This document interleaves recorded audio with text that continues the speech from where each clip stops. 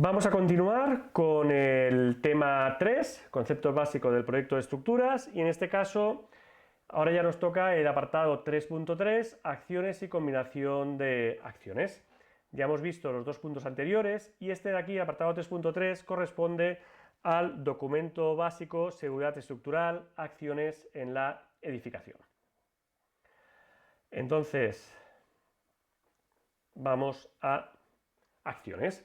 ¿Qué son las acciones? Pues las acciones es el conjunto de fuerzas de momento, fuerzas puntuales, fuerzas aplicadas por unidad de superficie, que están aplicados a la estructura o a elementos de las estructuras, incluyendo fuerzas que aparecen como consecuencia de modificaciones estáticas. Esto sería una fuerza, unos esfuerzos que aparecen, es porque una zapata, por ejemplo, una cimentación, desciende porque falla el terreno, entonces eso también lo consideramos una acción, o por modificaciones en las condiciones iniciales de los materiales. Retracción, el hormigón veremos que tiene retracción, la dilatación, tanto en el acero como en el hormigón, pues el cambio de temperatura estacional va a suponer una carga, va a suponer una acción, o la dilatación térmica. Todo esto de aquí son acciones.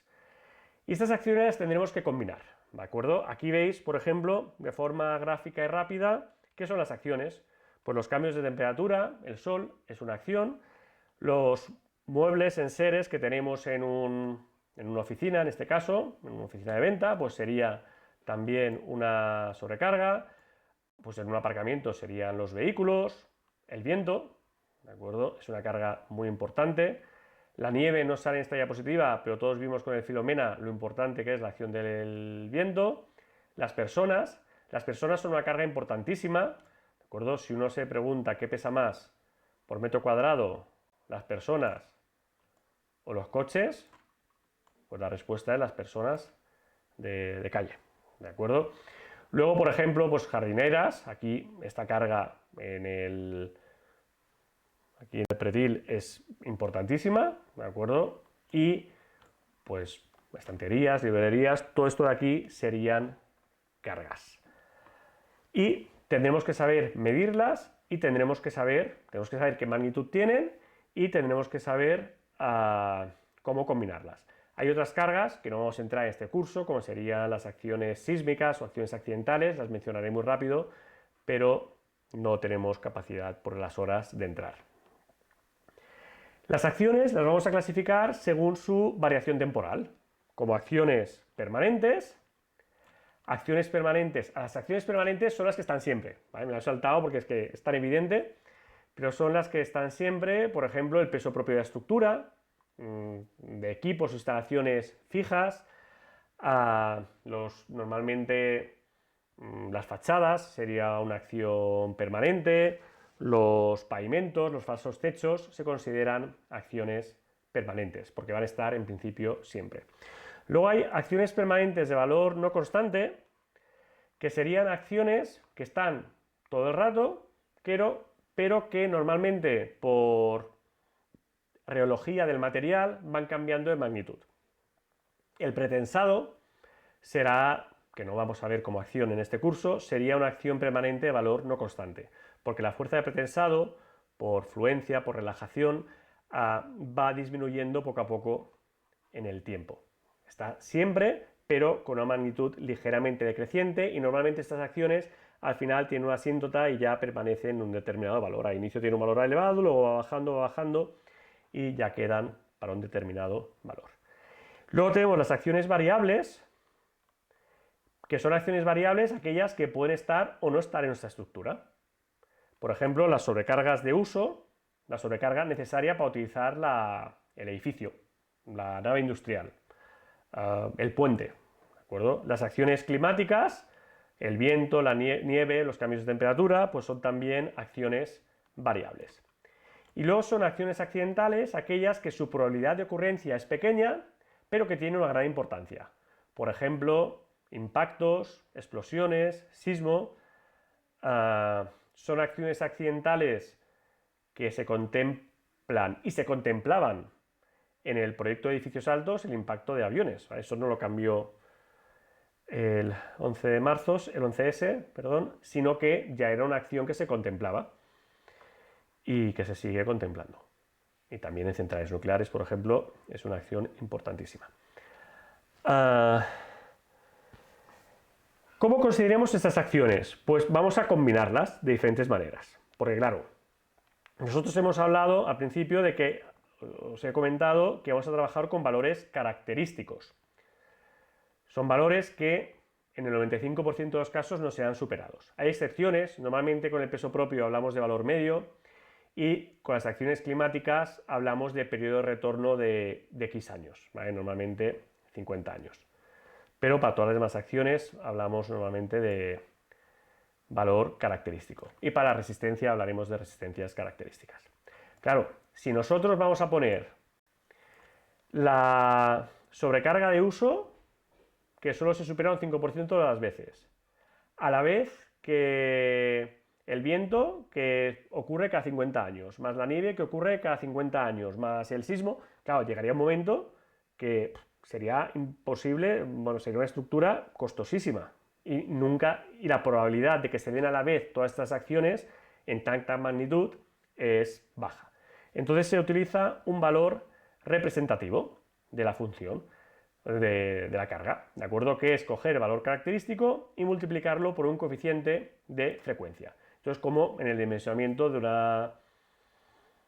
una instalación eléctrica, ¿de acuerdo? No vamos a suponer que tenemos todos los electrodomésticos de la casa en marcha a la vez, ¿vale? Vamos a suponer una cierta combinación. Pues aquí ocurre lo mismo para las estructuras. Entonces, este coeficiente de frecuencia va a adoptar diferentes valores, chi sub 0, chi sub 1 y chi sub 2. El chi sub 2 es el valor casi permanente, el que se supera el 50% del tiempo de referencia. El chi sub 1 es un valor frecuente y el chi sub 0 es la intensidad que consideramos para dos acciones variables independientes.